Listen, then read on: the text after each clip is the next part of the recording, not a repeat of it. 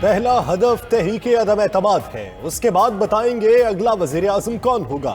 مریم نواز کہتی ہیں لوگ مہنگائی سے پریشان ہیں، عوام نے حکومت پر عدم اعتماد کر دیا، سیاسی جماعتوں کو عوام کا اشارہ دیکھنا پڑے گا، سیاسی جماعتیں ایک پلیٹ فارم پر جمع نہ ہوئیں تو وہ بھی گناہ گار ہوں گی۔ عمران خان کی چیخیں اس لیے بلند ہو رہی ہیں کہ حکومتی ایم این ایز اور ایم پی ایز ان کا ساتھ چھوڑنے کے لیے تیار بیٹھے۔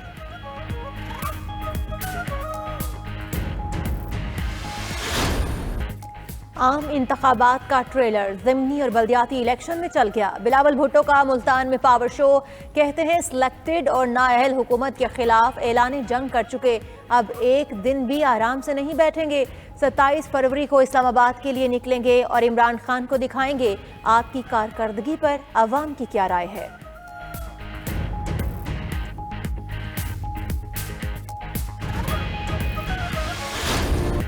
وزیر اعظم نے اپنی ٹیم کے 10 اہم کھلاڑی شو کر دیے۔ وفاقی کابینہ میں وزارت مواصلات کی کارکردگی سب سے بہتر، کابینہ ارکان میں مراد سعید کا پہلا نمبر، اسد عمر کا دوسرا اور ثانیہ نشتر کا تیسرا نمبر، شفقت محمود کا چوتھا اور شیریں مزاری کا 5واں نمبر، خسرو بختیار چھٹے، معید یوسف 7ویں، عبدالرزاق داؤد 8ویں نمبر پر، شیخ رشید 9ویں اور فخر امام 10ویں نمبر پر وزیر قرار پائے۔ عمران خان بولے سزا اور جزا کے بغیر دنیا کا کوئی نظام کامیاب نہیں ہو سکتا، بہترین کارکردگی والی وزارتوں کو مراعات دی جائیں گی۔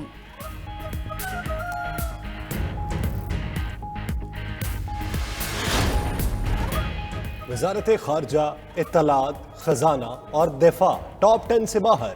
فواد چودھری، شاہ محمود، شوکت ترین کی کارکردگی کہاں گئی؟ پرویز خٹک اور حماد اظہر کی وزارتیں بھی جگہ نہ بنا سکیں۔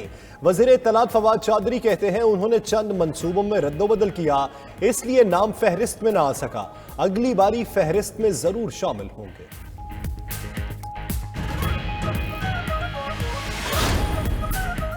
اپوزیشن نے وزراء کے لیے ایوارڈز کو مذاق قرار دے دیا۔ بلاول کا کہنا ہے وزیر اعظم نے چمچوں میں ایوارڈ بانٹے، انہیں ناکامیوں کا بخوبی اندازہ ہے۔ مریم نواز کہتی ہیں ایوارڈ لینے والوں میں کوئی اہم وزیر شامل نہیں۔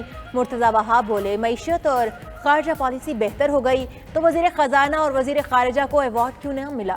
شری رحمان نے کہا سارا میلہ مراد سعید کو نوازنے کے لیے سجایا گیا۔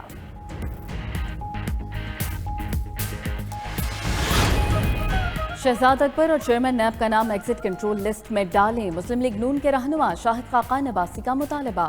کہتے ہیں وزیر اعظم کے دفتر کو نیب یا ایف آئی اے کے کام میں مداخلت کا حق نہیں، تحقیقات کرنی ہے تو وزیر اعظم کے دفتر سے شروع کریں، وہاں بڑے بڑے سورما ملیں گے۔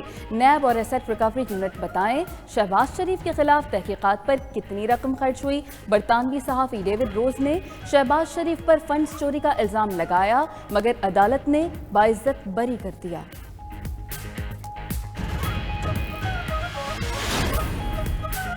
وزیر مملکت فاروق حبیب نے ایک بار پھر لیگی قیادت سے رسیدیں مانگ لی، بولے ڈھیلے کی کرپشن نہ کرنے والوں کے حقائق قوم کے سامنے آ چکے ہیں، آج کل انہوں نے زرداری کے پاؤں پکڑے ہوئے ہیں، اپوزیشن ٹینشن نہ لے، ہماری بھی تیاری بھرپور ہے، آپ کے بھی 25 سے 30 افراد ہمارے پاس ہیں۔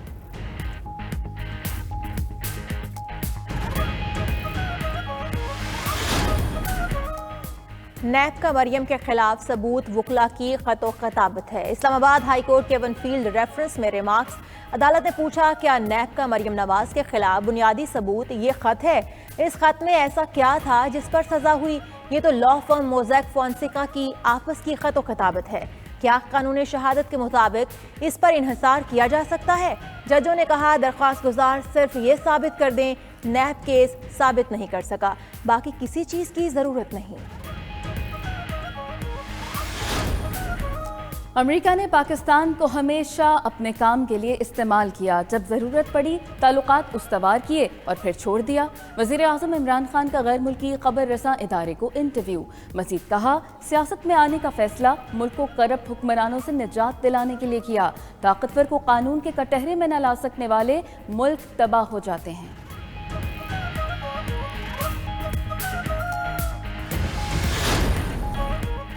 اپوزیشن لیڈر شہباز شریف ملاقات کے لیے چودھری برادران کے گرین سگنل کے منتظر. ذرائع کے مطابق شہباز شریف اور چودھری برادران کی ملاقات کل متوقع. ملاقات چودھری پرویز الہی کے رہائش گاہ پر ہوگی.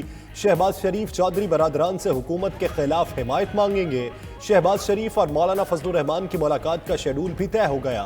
دونوں رہنما کل نون لیگی قائد سے بھی مشاورت کریں گے.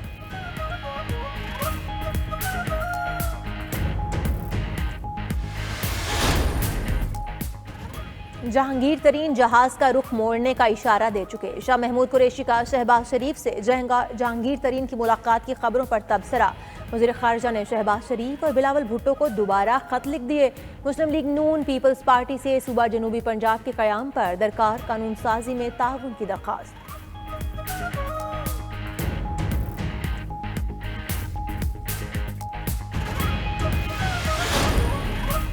چودھری شجاعت کا اشیاء ضروریہ پر عائد جی ایس ٹی واپس لینے کا مطالبہ.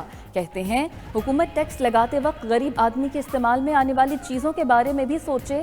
گزارش ہے کہ سیاسی معاملات تک ہی نہیں، عوام کی فلاح کے لیے بھی منصوبے بنائیں.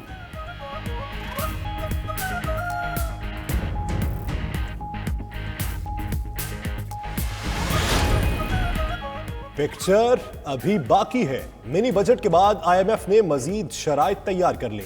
وزارت خزانہ نے 150 ارب کی ٹیکس چھوٹ ختم کرنے پر کام شروع کر دیا. کارپوریٹ انکم ٹیکس کی مد میں ملنے والی چھوٹ ختم کی جائے گی. بجلی اور گیس بل پر سبسڈی صرف 1000 کے بل تک محدود ہوگی. پیٹرولیم لیوی مزید 8 روپے فی لیٹر بڑھانے کے لیے شیڈول بھی جون سے پہلے تیار کیا جائے گا.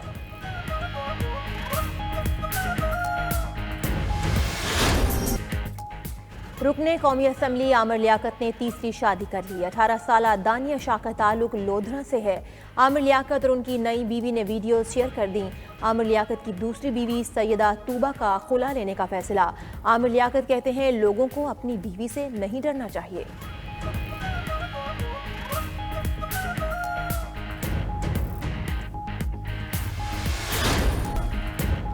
کراچی کے بعد لاہور میں بھی پی ایس ایل کا میلہ سج گیا. ملتان سلطانز میں پشاور زلمی کو بڑا ہدف دینے کی تیاری کر لی. شان مسعود اور محمد رضوان نے شاندار بیٹنگ کی. دیگر کھلاڑیوں نے بھی پشاور کے بالرز کی دھلائی کی.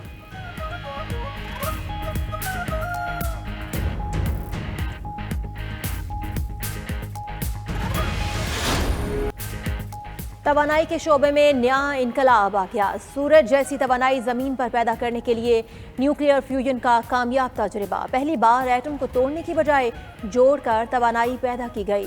سائنس نے مستقبل میں انسانیت کی خدمت کے لیے بڑی جست لگا لی. تجربے کے ذریعے 5 سیکنڈ کے لیے 11 میگا واٹ توانائی حاصل کی گئی.